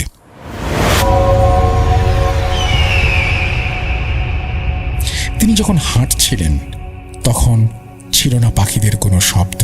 সচরাচর ভোরবেলা পাখিরা জেগে ওঠে, চারিদিকে একটা ঠান্ডা শীতল বাতাস বয়ে যায়। এরকম কোনো কিছুই কিন্তু নোমান হুজুর অনুভব করলেন না। তিনি ঘর থেকে একটু দূরে আসার পর তার মনে পড়ল তার সাথে তো ঘড়ি আছে। তিনি ঘড়িটাতে চোখ রাখেন আর হতবাক হয়ে যান। 2টার কিছু বেশি বাজে। তিনি মসজিদের খুব কাছাকাছি, আর একটু সামনেই মসজিদ। হুজুর এদিক সেদিক তাকিয়ে ঘরে ফিরবেন কিনা মসজিদে যাবেন এই ভাবতে না ভাবতেই হুজুর লক্ষ্য করলেন মসজিদের পশ্চিম বরাবর দরজায় ওগুলো কি। অবচেতন মনে হুজুর সামনে গিয়ে দেখেন প্রায় 100 ধবধবে সাদা ঘোড়া মসজিদ প্রাঙ্গণে ভিড় করে আছে। হুজুর এটা দেখে তার সারা শরীরে একটা শিহরণ অনুভব করেন। এরা একের অধিক, আর হাওয়ার উপরে এসে হঠাৎ উপস্থিত হচ্ছে একটা একটা করে অনেকগুলো। তারপর হুজুর বাড়িতে ফেরার জন্য পেছনে তাকিয়ে অগ্রসর হবেন, আর তখনই তিনি কি মনে করে আবার তাকালেন মসজিদের দিকে, আর দেখলেন কিছুই নেই। এবার হুজুর আরো বেশি ভয় পেলেন। তিনি যতটা পেরেছেন আল্লাহকে ডেকেছেন। এরই মাঝে হুজুরের কানে একটা শব্দ আসে দূর থেকে। এক ঝাঁক ঘোড়া তার দিকে অগ্রসর হচ্ছে। হঠাৎ কিছু একটা সামনে আসলে আমরা যেমন চমকে যাই, ঠিক তেমনি হুজুর এই শব্দে চমকে যান আর ভয়ে কেঁদে ওঠেন। মুহূর্তের ভেতর প্রায় 100 ঘোড়া হুজুরের পাশ কেটে গেল, কিন্তু কিছুই ছিল না, কিছুই দেখেননি যেন তিনি। হুজুর অনেক বেশি ইস্তেগফার করছিলেন, দোয়া দুরূদ পড়ছিলেন। কেমন যেন তিনি যেতে চাইলেও কিছু একটা ওনাকে যেতে দিচ্ছিল না। হুজুর যাই পড়ছিলেন তার অর্ধেক ভয়ে এবং অর্ধেক মনে পড়ছিল না, এভাবে এলোমেলো হয়ে যাচ্ছিল। শরীরে যেন 100 কেজির বস্তা ভার করে আছে। অনেকটা সময় পর গ্রামের একজন মুরব্বী হুজুরকে দেখে ভয়ে চিৎকার দিয়ে ওঠেন, কে এখানে? ভয় পাওয়ার যথেষ্ট কারণও ছিল, কারণ ওই মুরব্বী দেখে হুজুর অন্ধকারাচ্ছন্ন গাছের নিচে শুধু শরীরটা বাড়িয়ে আছেন এবং মাথাটা তার মসজিদের দিকে। এরপর হুজুর ওনাকে দেখে ভীষণ ভয় পান। মুরব্বী জিজ্ঞেস করেন, তুমি মসজিদে না গিয়ে এখানে কি করো? উত্তরে হুজুর বলল, নামাজ পড়তে যাচ্ছিলাম। মুরব্বী বলল, তাহলে গাছের নিচে লুকিয়ে কেন? অনেকক্ষণ কেমন যেন বোবার মতো ছিলেন হুজুর। তারপর বললেন, চাচা বিশ্বাস করবেন, আজকে আমার সাথে এমন একটা ঘটনা ঘটে গেছে। চাচা বলল, আচ্ছা চলো, নামাজের সময় হয়েছে, মসজিদে যেতে যেতে কথা বলি। নোমান হুজুর সাথে সাথে জিজ্ঞেস করলেন, চাচা কয়টা বাজে? আজান কি হয়ে গেছে? চাচা বললেন, সে তো কখন আজান দিয়েছে, চলো মিয়া মসজিদে চলো। চাচা নোমান হুজুরের হাত শক্ত করে ধরে শব্দ করে জিকির করতে করতে মসজিদে যান। হুজুর বলে, চাচা মসজিদে অনেকগুলো ঘোড়া দেখেছি, আমার শরীর কাঁপছে, আমাকে ছাড়েন। চাচা তার কথা না শুনে জিকিরের শব্দ আরো বাড়িয়ে দেন। নোমান হুজুর বেশ দুর্বল হয়ে পড়লেন। তারপর মসজিদের দরজায় নোমান হুজুরকে ধরে রাখা অবস্থায় চাচা মুয়াজ্জিন সাহেবকে চিৎকার করে বললেন, মুয়াজ্জিন সাহেব, হুজুরকে ধরেন। মুয়াজ্জিন সাহেব দ্রুত দৌড়ে এসে হুজুরকে ধরলেন, মসজিদের ভেতরে প্রথম কাতারে নিয়ে গেলেন। বলা বাহুল্য, এই এলাকায় নম্র, ভদ্র, চুপচাপ ও সকলের মুখে প্রিয় নোমান হুজুরের নাম থাকে। সবাই তাকে তার সরলতার জন্য পছন্দ করে। হুজুর অনেকটা সরল মনের, তাই এমনটাই যে হবে তা ধরেই নেওয়া যায়। নোমান হুজুরকে পানি খাওয়ানোর পর জিজ্ঞেস করা হয়, তুমি কাতারে নামাজ পড়তে পারবে কিনা? না পারলে তুমি বসে পড়ো, বসে পড়তে না পারলে তুমি দাঁড়িয়ে পড়ো, তবে খবরদার ফজরের নামাজ ছেড়ে দিও না। নোমান হুজুর বসে নামাজ পড়েন। শরীর তার কাঁপছিল। হুজুর চোখ বন্ধ করলেই ওই সমস্ত কিছু দেখছিলেন, শব্দ শুনছিলেন। পেছনের কাতারেই মনে হচ্ছিল তারাই নামাজ পড়ছে। হুজুর নামাজ শেষে শুয়ে পড়লেন। চাচা তালিম শেষে 5-6 জনকে নিয়ে নোমান হুজুরের নিকট আসলেন, তাকে সাহস দিলেন, বললেন, এটা এখানে নতুন নয়, এরকম কম বেশি সবাই দেখেছে। এই মসজিদটাতে ওনারা নামাজ আদায় করেন।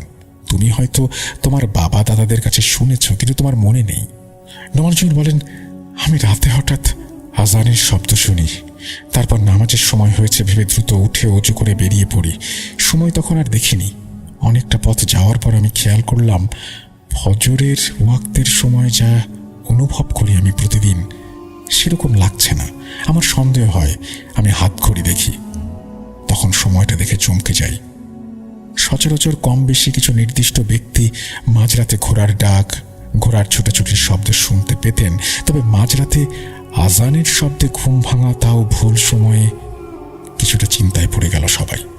সেদিন নোমান হুজুর কোরআন তেলাওয়াত করে আনুমানিক 8টা থেকে 9টার দিকে বাসায় ফেরেন। তিনি তার পরিবারের সবাইকে এই ব্যাপারটা জানান। হুজুরের বাবা এটা শুনে বলেন যে তাদের কোনো ক্ষতি হয়নি তো? তিনি বলেন না। নোমান হুজুরের বাবা একজন পরহেজগার মানুষ, তিনি একবার এটার সম্মুখীন হয়েছিলেন। তারপর হুজুরের বাবা বলেন, শোনো, এরা এই এলাকায় যুগের পর যুগ ধরে আছে, এরা যে এখানে আছে তারই জানান দেয়। আমি মসজিদের হুজুরের সাথে এই বিষয়ে আলাপ করব। এরপর হুজুরের সাথে আলাপ করলে হুজুর বলেন, আমারও এটাই ধারণা, কারণ আপনার সন্তানের তো কোনো ক্ষতি হয়নি। তারপর বেশ কিছুদিন চলে যায়। নোমান হুজুর একদিন মাঝরাতে স্বপ্ন দেখেন। সে রাতে হুজুরের ক্ষতি করার চেষ্টা করেছিল এক ধরনের খারাপ জিন। হুজুর তার আগের দিন রাত করে বাজার থেকে ফেরার পথে তাদের গরুর দুধ বিক্রি না হয় বোতল নিয়ে ঘরে ফিরছিলেন। ফেরার পথে রাস্তার মাঝে বিশাল বাঁশঝাড় পড়ে, সেখানে কিছু দুষ্ট জিনের আবাসস্থল। তারা হুজুরকে অনুসরণ করে ঘর পর্যন্ত নিয়ে আসে। হুজুরদের ঘরটি 4টি শিকে বন্ধ করা। তারা পিছু হটল, অপেক্ষা করল হুজুরের বের হওয়ার। অনেক রাত পর্যন্ত ঘরের পেছনে অনেক পুরনো কাঠবাদামের গাছটায় তারা বসেছিল। এরপর সময় বুঝে তারা নোমান হুজুরকে বের করে নিয়ে আসে ছলনার মাধ্যমে। তবে এই সব কিছু হুজুর স্বপ্নে দেখেননি। তিনি শুধু দেখেছেন কালো চাদরে ঢাকা বিশাল একটা কিছু হুজুরকে তাড়া করছে। এরপর হুজুর এটা নিয়ে তার পিতার সাথে কথা বলেন। তারপর তারা মসজিদের ইমাম ও চাচা সহ কয়েকজনের সাথে এই ব্যাপারে আলাপ করেন। হুজুর আশ্বস্ত করেন যে ঘোড়ার রূপে নোমান যাদের দেখেছে এরা ছিল জিনেদের একটা দল, যারা নামাজের উদ্দেশ্যে মসজিদে আগমন করে, কারো ক্ষতি করে না, কখনোই না। তবে নোমান যাকে স্বপ্নে দেখেছে তাকে তাড়া করতে, সে মনে হয় একটা দুষ্টু জিন, যা নোমানের ক্ষতি করতে চেয়েছিল। নামাজ পড়তে আসা গায়েবী অতিথিদের আগমন টের পেয়ে সেটা পিছু হটে যায়। সেই বৃদ্ধ চাচা বললেন, ওকে তো বশ করেই ফিরেছিল, ও মসজিদের মতো পবিত্র স্থানে না গিয়ে গাছের পেছনে লুকিয়েছিল। আমি ডাক দেওয়ার পর ও যা করলো, আমার জায়গায় অন্য কেউ হলে জ্ঞান হারাতো। আমি তারপর ওর হাত পেঁচিয়ে আঙুল ধরে মসজিদে নিয়ে এসেছি। এরা জিনদের একটি বিশেষ গোত্র, ঘোড়ার রূপে চলাফেরা করতে বেশি পছন্দ করে। তবে ঘোড়ার রূপে সকল জিন ভালো হয় এই ধারণাটা আপাতত বিতর্কিত, কেননা একটা স্থানের ঘটনা থেকে তা পরিষ্কার হয়েছে। সেটা হলো, একটা জায়গায় রাস্তার পাশে মাঝরাতে অনেকেই ঘোড়া দৌড়াতে দেখেছে। উল্লেখ্য যে উক্ত স্থানে প্রতিনিয়ত গাড়ি অ্যাক্সিডেন্ট হয়, এমনকি এখনো এবং বর্তমানে সেখানে লেখা আছে দুর্ঘটনাপ্রবণ এলাকা। কোনো বাঁক নেই, রাস্তা ভালো, তারপরে ওই অ্যাক্সিডেন্ট।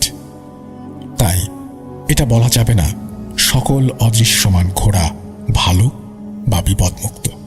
নোমান হুজুরের এলাকায় রাতের বেলা সহজ সরল মানুষ তেমন বের হতো না। ভোর রাতে 3টা থেকে ঘরে কম বেশি কোরআন তেলাওয়াত হতো। হুজুরের সাথে ওই ঘটনা ঘটার পর থেকে তিনি সব সময় নিজের শরীর বন্ধ করে চলাফেরা করতেন, আর ভুল ক্রমেও তিনি দুগ্ধ খোলামেলা বহন করতেন না। পরিবারের নারী সদস্যদের চুল বিকেল অবধি বেঁধে রাখতে বলা হতো। ঘরে ঢুকতে হলে দোয়া পড়ে তারপরে ঢুকতে হতো। একবার ভুল করার জন্য নোমান হুজুরের বাবার সাথে ঘরে একটা জিন প্রবেশ করে। তিনি বেশ কর্মঠ ছিলেন, সবসময় অনেক কাজ করতেন, সন্ধ্যা নাগাদ বাড়ি ফিরতেন। গ্রামের নিজস্ব গোরস্থানের কিছু দায়িত্ব থাকে যা তিনি এক এক সময় পালন করেন। এই যেমন পরের সপ্তাহে নোমান হুজুরের বাবার গোরস্থান পরিষ্কার করার দায়িত্ব আসে। নোমান হুজুরের বাবা বেশ খুশি হয়ে সেই দায়িত্ব পালন করেন। মসজিদে আর 2 জন মুসল্লি বিনা সম্মতিতে কবরস্থান পরিষ্কার করার ইচ্ছাও জানান। নোমান হুজুরের বাবা তাদের সাথে করে নেন। এরপর তারা তিনজন মিলে সেদিন দা, মাটি কাটার কোদাল সহ আনুষঙ্গিক জিনিস নিয়ে কবরস্থানে ঢোকেন। তারা প্রথমে কবরস্থানের শুকনো পাতাগুলো পরিষ্কার করেন, আগাছা উপড়ে ফেলেন, তারপরে শুরু করেন পার্শ্ববর্তী আড় বা যাকে আমরা পাড় বলি সেখানে মাটি ফেলার কাজ। তারা টানা কাজ করতে থাকলেন বিকেল অবধি এবং সন্ধ্যা নাগাদ তাদের কাজ শেষ হলো। কাজ শেষে নোমান হুজুরের বাবা তার সাথে দুজনকে বিদায় দিয়ে বাড়ির উদ্দেশ্যে রওনা দিলেন। বাসা তেমন দূর না, 2-3টা ধানি জমি পার হয়ে 20-25 মিটার হাঁটলেই তাদের বাড়ি। তিনি হাঁটার সময় লক্ষ্য করলেন বেশ কিছু দূর যাওয়ার পর তার কাছে কেমন যেন একটা অনুভব হচ্ছে। এবার তিনি যাওয়ার জন্য মোড় ঘুরলেন। এরপর তিনি আবারও ধানি জমির ওপর দিয়ে হাঁটছেন, সেটা খেয়াল করলেন। আর দূরে দেখা যাচ্ছে একটা কবর। হুজুরের বাবা দূর থেকেই স্পষ্ট দেখলেন তালগাছের ওপর থেকে কবরের দিকে সাদা কিছু একটা নেমে আসছে। চোখের ভুল ভেবে তিনি ধান ক্ষেতের মাঝে চিকন পথ দিয়ে সাবধানে হাঁটছিলেন। একদম চিকন পথগুলো, একটু ভুল হলেই ক্ষেতের পানিতে পা পড়বে। এরপর তিনি কবরের উঁচু স্থানে ওঠার পরে 2 কদম দিলেন। তখনই তিনি কিছু একটা শব্দ পেলেন। তিনি দেখলেন কবরস্থানের ঠিক পশ্চিম বরাবর বেশ খানিকটা দূরে গাছের সারি শুরু হয়েছে এবং সেখানে বিভিন্ন গাছের মাঝে সারিবদ্ধভাবে একটা স্থান আছে। তিনি দেখলেন যে ধপধপে সাদা ঘোড়ার পাল দৌড়ে দৌড়ে সেই তাল গাছ থেকে উঠছে আর নামছে। তিনি সেখানেই মাটিতে শুয়ে পড়েন এবং চুপচাপ সেটা দেখতে থাকেন। শোয়া অবস্থাতে তিনি স্পষ্ট ওই ঘোড়ার পালের ছুটাছুটিগুলো অনুভব করতে পারছিলেন। হুজুরের বাবা সব সময় এই শিক্ষা পেয়ে এসেছেন যে ইসলাম ধর্ম মোতাবেক কবরস্থান হচ্ছে সবচেয়ে পবিত্র এবং সুরক্ষিত জায়গা। আপনি যে কোনো অবয়বের শিকার হন না কেন, যদি আপনি কবরস্থানে প্রবেশ করেন তাহলে আপনার আর কোনো ভয় নেই। এরপরে হুজুরের বাবা বেশ সময় সেখানে অবস্থান করার পরে কখন যেন ঘুমিয়ে পড়েন, কারণ তার শরীর ক্লান্ত ছিল। গভীর ঘুমে তিনি আচ্ছন্ন। এমনকি নোমান হুজুর এবং তার চাচা এসেও কবরের পাশে তাকে কয়েকবার নাম ধরে ডাকার পরেও তিনি এতটাই ঘুমন্ত ছিলেন যে সেই শব্দ শুনতে পাননি। আমি এখানে একটু বলে রাখি যে ঘটনাটি যেভাবে লিখেছেন সেভাবে বোঝার জন্য খুব মুশকিল। আমি পুরো ঘটনাটি পড়েছি বলেই বলছি যে কাছে যে তার বাবাকে ডেকেছেন হুজুর এবং হুজুরের চাচা, ব্যাপারটা এরকম না। দূর থেকে ডেকেছেন এবং সেই ডাক শুনতে পাননি, তিনি সেটা বোঝানোর চেষ্টা করেছেন। এরপর তিনি লিখছেন, এরপর ঠিক মাঝরাতের দিকে তার ঘুম ভাঙে এবং তিনি দেখেন চারিদিকে অন্ধকার। হালকা করে তিনি মাথাটা উঠিয়ে দেখেন ঘোড়ার পাল নেই। চারিদিকে তাকিয়ে তিনি যা বুঝলেন বেশ রাত হয়েছে। তিনি আর দেরি না করে তড়িঘড়ি করে সকল জিনিস নিয়ে বাড়ির দিকে দৌড় দেন। তিনি এখানেই মূলত ভুলটা করেন। অতিরিক্ত ভয় যেমন মানুষকে ভুল করাতে বাধ্য করে, হুজুরের বাবাও তাই করেছিলেন। প্রথমত তিনি ঘরে প্রবেশের পূর্বে নিজেকে পরিষ্কার ও পাক করে নেননি। তারপর আবার ঘরে ঢোকার পূর্বে আগুনের সেঁকও নেননি এবং এটাই ছিল সেই ভুল, যেই ভুলের কথা হুজুর বলছিলেন। তিনি শুয়ে পড়েন আর হুজুরের মা তাকে কিছু বলেননি। এখন আপনি যতক্ষণ কবরস্থানে আছেন ততক্ষণ আপনি সুরক্ষিত, কিন্তু ফেরার পথে আপনার অজু যে কোনো কারণে নষ্ট হতে পারে, অন্য কোনো রকমের বাতাস লাগতে পারে, তাই পাক পবিত্র হয়েই ঘরে প্রবেশ করা উচিত। যাই হোক, তিনি রাতের বেলায় হঠাৎ খেয়াল করেন কেউ তার গলা চেপে ধরেছে। তিনি চিৎকার করেন, নিঃশ্বাস নিতে তার কষ্ট হচ্ছে। তিনি তার স্ত্রীকে ডাকার চেষ্টা করছেন, নাম ধরে ডাকছেন, কিন্তু কোনো শব্দ পাচ্ছেন না কেউ। সেদিন রাতে হুজুরের বাবাকে হয়তো মেরেই ফেলতো, কিন্তু কোনো এক রহমতের কারণে হুজুরের বাবা লড়াই করতে সক্ষম হন এবং শেষ পর্যন্ত টিকে থাকেন। যাই হোক, এই ছিল মোটামুটি ঘটনা। এই ভুলের কথাই বলছিলেন এবং সেই ভুলের কথা আমরাও আপনাদেরকে জানালাম। এবং তারপরে তিনি আরও বেশ কিছু কথা বলেছেন, যে সমস্ত কথাগুলো আমার মনে হয় যে এই গল্পের সাথে প্রাসঙ্গিক না তেমন একটা। এবং তিনি লাস্টে বলেছেন যে হুজুরের বাবাকে জিজ্ঞেস করা হয় যে আপনাকে কবরস্থানে খুঁজে এসেছি, অনেকবার ডেকেছি, তারপরে আপনি উত্তর দিলেন না কেন? তখন হুজুরের বাবা বলেছিলেন তাদেরকে যে আমি তো কিছু শুনতেই পাইনি। যাই হোক, এরকম কিছু কথা আছে যে কথাগুলো হয়তো এই ঘটনার সাথে এখন আর প্রাসঙ্গিক নয়। আমি চলে যাব আমাদের পরবর্তী ঘটনায়। আপনাকে অসংখ্য ধন্যবাদ ঘটনাটি পাঠানোর জন্য। আমি সবাইকে যে অনুরোধ করি, আপনাকে অনুরোধ করব যে ঘটনা পাঠানোর পরে প্লিজ আপনারা নিজেরাও একবার ঘটনাটি পড়ে নেবেন, সেটা আমাদের জন্য অনেক সহজ হয়ে যায়। তাহলে আপনাকে অসংখ্য ধন্যবাদ।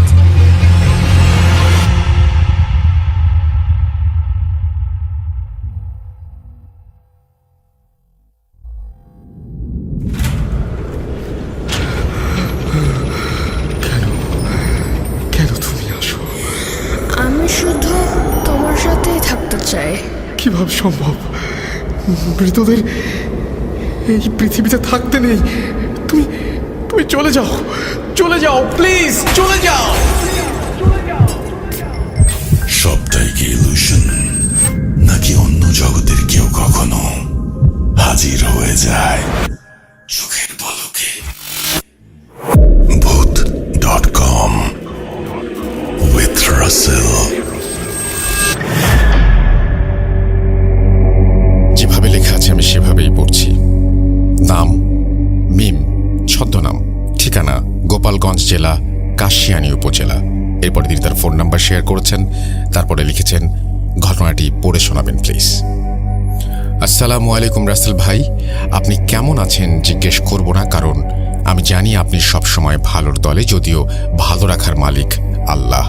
দোয়া করি আল্লাহ যেন আপনাকে এবং আপনার সকল লিসেনারকে সহি সালামতে রাখে। আমার সাথে এবং আমার পরিবারের সাথে ঘটে যাওয়া নির্মম কিছু সত্য ঘটনা আপনাদের সাথে শেয়ার করতে চাই। কিছু কারণে আমি ছদ্মনাম ব্যবহার করছি। আমার নাম মিম, সময়টা তখন 2008 সাল। আমি গোপালগঞ্জ জেলার কাশিয়ানী উপজেলার কোনো একটি গ্রামে মামার বাসা থেকে লেখাপড়া করতাম। তখন আমি ক্লাস 9-এ পড়ি। সেই সময় কোনো একদিন জানতে পারলাম আমার কাজিনের সাথে আমার বিয়ে ঠিক হয়েছে। বাবা প্রথমে রাজি না থাকলেও হঠাৎ করে রাজি হয়ে যান। আমার কাজিনের পুরো ফ্যামিলি তখন ঢাকায় থাকতো। যদি আমার চাচার কথা বলতে চাই, তিনি অনেক টাকা পয়সার মালিক এবং খুবই ভালো মানুষ ছিলেন।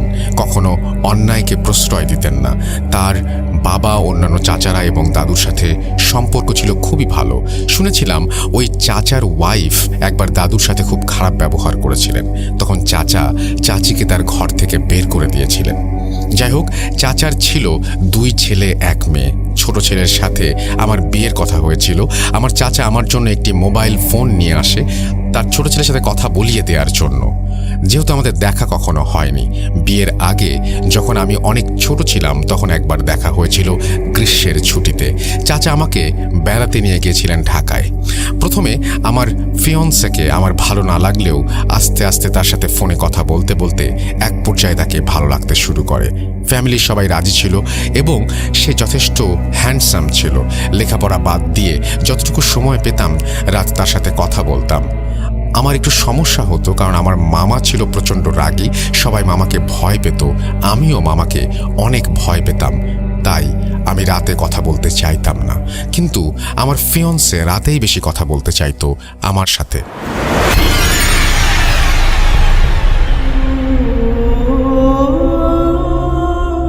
একদিন যদিও ফোন অলওয়েজ সাইলেন্ট মোডে থাকতো, হঠাৎ করে রাত 1টার সময় আমার ঘুম ভেঙে যায় এবং আমি দেখি আমার ফিয়ন্সে আমাকে কল দিচ্ছে। আমি ফোনটা রিসিভ করার জন্য বাইরে যাওয়ার চিন্তা করি। যেহেতু ঘরটি ছিল টিনের ঘর, এক পাশে কথা বললে অন্য পাশে কেউ শুনতে পারত, তাই মামার ভয় ভাবলাম উঠোনে যেয়ে কিছুক্ষণ কথা বলে আসি। মামার বাড়িটা ছিল এমন, বাথরুমে যাওয়ার জন্য বাইরে যেতে হতো। মামার বাড়ির পাশে ছিল বিরাট এক জঙ্গল। অনেক মানুষ গলায় দড়ি দিয়ে মারা গেছে ওই জঙ্গলে। জঙ্গল এত অন্ধকার থাকতো যে মানুষ দিনে যেতেই ভয় পেত। জঙ্গলের পরেই ডোবা টাইপের একটা পুকুর, বাঁশঝাড়, আর বাঁশঝাড়ের পরেই ছিল আমার মামার বাড়ি লাগোয়া পুকুরের পাড়ে ছিল একটা তুলো গাছ। গ্রামের ভাষায় আমরা তাকে মান্দার গাছ বলি। এই গাছটি পুকুর পাড়ের জঙ্গলের কাছাকাছি অবস্থিত। যাই হোক, আমি আমার ফিয়ন্সের ফোন পেয়ে আস্তে আস্তে দরজা খুললাম যাতে মামা টের না পায়। তারপরে উঠোনে যেয়ে তাকে ফোন ব্যাক করলাম। এক রিংয়েই ফোন ধরল সে। কথা বলতে বলতে এক পর্যায়ে আমার মনে হলো যে আমার মামা আমার কথা শুনে ফেলবে আর আমার একটু দূরে যাওয়া উচিত। এই চিন্তা করতে করতে আর কথা বলতে বলতে বাড়ির সীমানায়, অর্থাৎ শেষ সীমানায় যেয়ে দাঁড়ালাম। তারপরও শান্তি পাচ্ছিলাম না মনে, ভয় লাগছিল এই বুঝি মামা শুনে ফেলবে। এই ভেবে হাঁটা শুরু করলাম এবং যে একটা বাঁশের সাথে হেলান দিয়ে কথা বলতে শুরু করলাম। কিন্তু একটু পর মনে হলো পুকুর পাড়টা সবচেয়ে নিরিবিলি, ওইখান থেকে কথা বললে কেউ শুনতে পাবে না। সেই জন্য আমি পুকুর পাড়ে মান্দার গাছটার দিকে হাঁটা শুরু করলাম। এভাবে মান্দার গাছের নিচে দাঁড়িয়ে 20 মিনিটের মতো কথা বললাম। হঠাৎ করে দেখলাম প্রচণ্ড ঝড় উঠেছে, বাঁশের আগাগুলো বাতাসে ভেঙে যাচ্ছে। কিন্তু আমি খেয়াল করলাম ঝড় বাতাস শুধু বাঁশ গাছের আগায় হচ্ছে, বাঁশের গোড়া বা আমার গায়ে কোনো বাতাস লাগছে না। আমি ভাবলাম অনেক গাছপালা, এই জন্য নিচে বাতাস আসতে পারছে না। কোনো কিছু পাত্তা না দিয়ে কথা বলছি, এমন সময় হঠাৎ করে লাইনটা ড্রপ করে গেল। আমি চারপাশে তাকিয়ে চিন্তা করলাম এটা আমি কোথায় আছি? প্রচণ্ড অন্ধকার, ঝড় বাতাস চারিদিকে হচ্ছে, সবকিছু যেন ভেঙে পড়বে। আমার মনের মধ্যে অনেক ভয় কাজ করছিল, আর আমি চোখ বন্ধ করে এক দৌড় দিয়ে বাড়ির উদ্দেশ্যে চলে গেলাম। 20 থেকে 30 সেকেন্ড সময় লাগলো বাড়ির সীমানায় প্রবেশ করতে। বাড়ির সীমানায় প্রবেশ করে একবার পেছনে ফিরে তাকালাম, দেখলাম কোনো ঝড় না, কোনো বাতাস না, কোনো কিছু না, স্বাভাবিক যেন এখানে ঝড় কখনো আসেইনি। যাই হোক, আমি ভাবলাম ঝড় হয়তো এসে হঠাৎ করে থেমে গেছে। কোনো চিন্তা না করে আস্তে আস্তে রুমে প্রবেশ করলাম। ঘড়ি দেখলাম 2:01 দেখাচ্ছে। বিছানায় যে আমি আমার ফিয়ন্সেকে একটা টেক্সট করলাম, যেহেতু কথা শেষ হয়েছিল না। টেক্সটে বললাম যে অনেক রাত হয়েছে, আমি আজকে আর কথা বলতে পারবো না, সকালে কথা হবে, টেক্সট ব্যাক করো। এভাবে অনেকক্ষণ কথা হওয়ার পর কোনো টেক্সট না পেয়ে আমার মধ্যে অস্থিরতা কাজ করতে লাগলো। চিন্তা করলাম ওয়াশরুমে গেলেও তো এতক্ষণ লাগার কথা না, সে কি তার ফোন দেখেইনি? তাকে অনেকবার কল দিলাম, কল রিসিভ করলো না। লাস্ট কল দিয়ে ঘুমিয়ে যাবার চিন্তা করে আবার আস্তে আস্তে গেট খুলে টয়লেটের উদ্দেশ্যে গেলাম। লাস্ট কল যখন রিসিভ করলো তখন তারও বড় বোন অর্থাৎ আপু আমাকে যেটা জানালো সেটা শোনার জন্য আমি মোটেও প্রস্তুত ছিলাম না। আপু বলল তার ভাই 10টার সময় বাসায় এসেছে, 11টার মধ্যে খাওয়া দাওয়া করে ঘুমিয়ে গেছে। সে এতই টায়ার্ড ছিল যে রুমে যেয়ে ঘুমানোর টাইম পায়নি। আপুর সাথে কথা বলতে বলতে ড্রয়িং রুমে ঘুমিয়ে গেছে এবং আপু তার প্রেজেন্টেশনের কাজ ড্রয়িং রুমে বসে বসে করছে 3-4 ঘন্টা। আমি ফোন রেখে মোবাইলের টাইম দেখলাম 3টা বাজে। আমি মনে মনে ভাবলাম কে ছিল তাহলে? আমাকে ফোন দিল 1:30টার দিকে। আর কার সাথে কথা বললাম? জঙ্গলে যে। প্রচণ্ড ভয় পেলাম, কিন্তু কাউকে কিছু বলতে পারলাম না। আমি লুকিয়ে লুকিয়ে কথা বলতে গিয়েছিলাম। এসব চিন্তা করতে করতে ঘরে এসে এক পর্যায়ে ঘুমিয়ে গেলাম। যখন ঘুম ভাঙল সেটা পরের দিন সন্ধ্যা 6টা। আমার আশেপাশে দেখে অনেক আত্মীয় স্বজন এবং আমার আব্বু আম্মুর একজন মামা ছিলেন, যিনি ছিলেন মওলানা। আমার মুখের উপরে ঝুঁকেছিলেন তিনি, কি বিড়বিড় করে পড়ছিলেন আর ফুঁ দিচ্ছিলেন। পরে জানলাম দুপুর গড়িয়ে সন্ধ্যা, আমাকে অনেকবার ডাকাডাকি করা হয়েছে, আমি উঠি নাই। নানু ভেবেছিল স্বাভাবিকভাবেই আমি ঘুমাচ্ছি, কিন্তু কোনো কারণে মওলানা সাহেব আমাদের বাসায় এসেছিলেন এবং তিনি দেখলেন আমার প্রচণ্ড জ্বর এবং তিনি একটু ঝাড়ফুঁকের ব্যবস্থা করলেন। গ্রামাঞ্চলে ঝাড়ফুঁক এগুলোই বেশি চলে ডাক্তারের থেকে। মওলানা নানাভাবে আমাকে একটু পানি পড়া খাওয়ালেন। সবাই চলে গেলে উনি আমাকে বললেন, রাতে বাইরে একা একা কোথাও যেও না, তুমি যেখানে কল্যাণ ভাবছ সেখানে হয়তো তোমার অকল্যাণ নিহিত। আমি কিছুই বুঝলাম না, শুধু তার যাওয়ার দিকে চেয়ে রইলাম। পরে শুনেছিলাম ওই রাতটি ছিল হাজরা ফাটার রাত, গ্রামাঞ্চলের ভাষায়, যেটা অমাবস্যার থেকেও ভয়ঙ্কর, ঘুটঘুটে অন্ধকার। পারতপক্ষে এই রাতে সন্ধ্যার পরে কেউ বাইরে বের হয় না। এরপর থেকে আমার আর কোনো সমস্যা হয়নি, সব ঠিকঠাক চলছিল। কি ভেবেছেন এখানেই ঘটনা শেষ? এটা তো সমস্যার শুরু মাত্র। 1 মাস পরে আমার চাচা চাচি পুরো ফ্যামিলি সহ গ্রামে বেড়াতে আসে এবং সব চাচারা ফ্যামিলি সহ গেট টুগেদার করার জন্য চলে আসে। আমিও বাড়িতে যাই কিছুদিন থাকার জন্য। হঠাৎ করে আমি তার ফ্যামিলিতে একটু পরিবর্তন লক্ষ্য করলাম। যেমন চাচা আর আগের মতো অন্য চাচাদের সহ্য করতে পারছে না, দাদুর সাথে খারাপ ব্যবহার করছে। এরই সাথে অন্য একটি জিনিস লক্ষ্য করলাম, আমার ফিয়ন্সের বোন অর্থাৎ ওই চাচার একমাত্র মেয়ের সাথে কিছু আজগুবি ঘটনা ঘটছে। একদিন সে অন্যান্য কিছু কাজিনদের সাথে কথা বলছিল, একটি রুমে ঢুকেছিল এবং যখন বের হয়েছিল রুম থেকে দেখলাম তার গায়ের জামায় অনেক ছেঁড়া ছেঁড়া, কেউ অ্যাসিড দিয়ে পুড়িয়ে দিলে যেমন জামা ছিঁড়ে ছিঁড়ে যায়, পুড়ে পুড়ে যায় সেরকম, এবং ছেঁড়াগুলোর চারিদিকে হলুদ দাগ হয়ে আছে। সে নিজেও জানে না তার জামার এই অবস্থা। একজন দেখলো এমন কেন জামাটা, অথচ ওই মুহূর্তে আমি ওই রুমের সামনেই বসেছিলাম। আমি দেখেছিলাম জামাটি ঠিকই ছিল ঢোকার সময়। এরপর ওই আপুর আম্মা আমার চাচি আসলো এবং তিনি বলল, এটা ধরার দরকার নেই, রেখে দে, এটা পলিথিনের ব্যাগে রেখে দে, এটাকে নিয়ে দেখবো কেন এমন হলো। আমি কিছুই বুঝলাম না উনি কাকে দেখাবার কথা বলল, কিন্তু আমি আপুর এই অবস্থা দেখে খুবই দুঃখ পেয়েছিলাম এবং আমার ফিয়ন্সের বড় বোন ছিলেন তিনি। এরকম আরও অনেক ঘটনা ঘটেছিল সেদিন, যেগুলো আমি নিজের চোখেই দেখেছিলাম।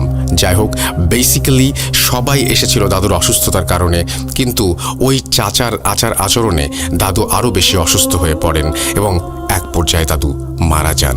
এরপর আমার বড় চাচা এবং অন্যান্য চাচাদের প্রেশার দিতে থাকে জমিজমাগুলো ওনাদের কাছে বিক্রি করে দেবার জন্য, কিন্তু আমার বাবাকে বলে, মেয়েকে আমার ছেলের সাথে বিয়ে দিয়ে দিব, এগুলো এমনি লিখে দে, এগুলো তোর সব মেয়েরই থাকবে।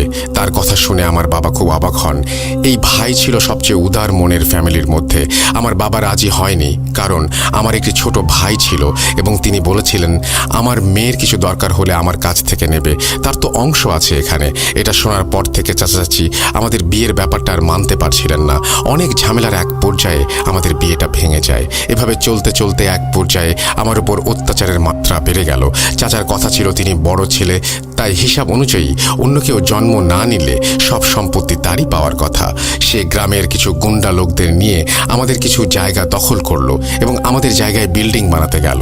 তখন বাবা আইনের আশ্রয় নেওয়ার কথা ভাবে। ঠিক তখনই বাবা ব্রেন স্ট্রোক করে বসলো। 1 সপ্তাহ বাবা সার্ভাইভ করেছিল, তারপর বাবা মারা যান। মারা যাবার ঠিক 1 সপ্তাহ পরে আমাদের ঘরের সামনে পুকুর পাড়ের 2টি জলজ্যান্ত তালগাছও মারা যায়, যেটা আমার আম্মু লক্ষ্য করেছিল।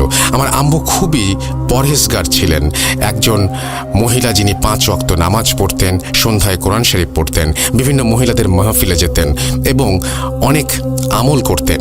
একদিন আম্মু আমাকে বড় হুজুরের বউয়ের কাছে নিয়ে গেলেন। তিনি তার হাজবেন্ডের সাথে কথা বলবে বলে একদিন পরে আসতে বললেন। পরের দিন গেলাম। যাওয়ার পর মুষলধারে বৃষ্টি শুরু হলো। বড় হুজুর পর্দার আড়াল থেকে কথা বলতে শুরু করলেন আমাদের সাথে। বড় হুজুর আম্মুকে বললেন, এই মেয়ের তো এখানে বহু বছর আগে থেকে কালো জাদু করা হয়েছে এবং আমাদের বাড়িতে 2টি গাছ মরে গেছে। গাছ 2টি কেটে তার গোড়ায় যা পাবো সব বিসমিল্লাহ বলে পুড়িয়ে ফেলতে হবে এবং 2টা তাবিজ তার কাছ থেকে এনে আমরা সেই অনুযায়ী বাড়িতে যাবার জন্য প্রস্তুতি নিলাম। কিন্তু বৃষ্টি তখনও থামে নাই। আমাদের বাড়িটা ছিল অনেক দূরে, তাই আমরা বৃষ্টিতে ভিজেই বাড়িতে যাওয়ার কথা চিন্তা করলাম। কিন্তু হুজুর আমাদের থামিয়ে দিয়ে তার বউকে কিছু একটা আমাদের ওপর ছিটিয়ে দিতে বললেন। তিনি বললেন, যাই হোক না কেন কোনো ভয় পেও না আর কাউকে কিছু বলো না। আমরা বাসা থেকে বের হয়ে রওনা দিলাম। এমনই আশ্চর্য হয়েছিলাম, সেদিন বাসায় আসার আগ পর্যন্ত আমাদের গায়ে 1 ফোঁটা বৃষ্টির পানিও পড়ে নাই, কিন্তু আমাদের আশেপাশে তুফান হয়ে যাচ্ছিল। পরদিন গাছ কাটা হলো। একটি গাছের নিচ থেকে পাওয়া গেল ছোট মাটির হাড়ির মধ্যে বিভৎস চেহারার একটি ব্লার টাইপের ছবি এবং শুকনো রক্তের ছাগলের মাথার সাথে লাগানো একটি তাবিজ, এবং অন্যটির নিচে পাওয়া গেল একটা নখ, একটা ছোট চুল, একটা তাবিজ আর আব্বুর কাপড়ের কিছু অংশ যেটা অর্ধেক পোড়ানো হয়েছিল। হুজুরের কথা মতো সব কাজ শেষ করে পরের দিন তাবিজ হুজুরের কাছে নিয়ে গেলাম। হুজুর আমাদেরকে বলল, আমাকে জোড়া কবরের মাঝখানে তাবিজ করা হয়েছে এবং আমার উপরে 7 জন জিন চালন করা হয়েছে। হুজুর বলেছিল সবাইকে সারাতে পারলেও রাধ নামের একটি জিনকে আমার থেকে কিছুতেই আলাদা করতে পারেননি। হুজুর বলেছিলেন একবার নদী পার হলে ব্ল্যাক ম্যাজিকের আসর কমে যায়। যেহেতু লেখাপড়ার জন্য আমার ঢাকায় আসতে হতো, সেজন্য আমাকে পদ্মা পার হতে হতো প্রায়। তাই ঢাকা থেকে গোপালগঞ্জ আর গোপালগঞ্জ থেকে ঢাকায় আসলে আমি মিষ্টি খাওয়া দেখতাম স্বপ্নে প্রায়। ঢাকার এক হুজুর তো বারবার তাবিজ কাটতে কাটতে আমার ওপরেই বিরক্ত হয়ে যায়। হুজুর আমাকে বলেছিল আমার বড় চাচি কখনো আমাকে কিছু দিলে আমি যেন না খাই এবং তার সাথে আমাদের কোনো ব্যাপার শেয়ার না করতে। আমাদের পুরো ফ্যামিলি এবং চাচার সাথে অনেক খারাপ কিছু করেছে সে। চাচি ছিলেন একজন বিহারি আর এই কারণে আমার চাচারা তাকে পছন্দ করতো না। জানি না চাচা কেন তাকে বিয়ে করেছিল। আজ আমার 29 বছর বয়স, আজও আমার বিয়ে হয় নাই। সব ঠিক থাকলে লাস্টে বিয়েটা আর হয় না। শুনেছি আমার ওই চাচার মেয়ের 2টা কিডনি নষ্ট হয়ে গেছে। আমার ফিয়ন্সের 4-5 বার বিয়ে হয়ে গেছে আর তাদের বড় ছেলে এবং ছেলের বউয়ের সাথে এমন কিছু করার সময় ধরা খেয়েছিল চাচি, তারা এখন আর মায়ের হাতে কিছু খায় না। ইভেন মায়ের চেহারা পর্যন্ত দেখে না, পাশাপাশি অন্য ফ্ল্যাটে থেকেও। এত কিছুর পরও আমার কিছু প্রবলেম এখনও রয়ে গেছে। এখনও উল্টাপাল্টা স্বপ্ন দেখি, যেটাতে আয়াতুল কুরসি পড়তে ভুলে যাই। এখনও আমার সামনে আমার কোনো কাছের মানুষের সাকসেস আমার কানে একবার আসলেই ওইটা নষ্ট হয়ে যায়, ইত্যাদি নানা কিছু। আমি জানি না মানুষ এগুলো করে কি মজা পায়। নিজেদের জেদ আর হিংসার কারণে এরকম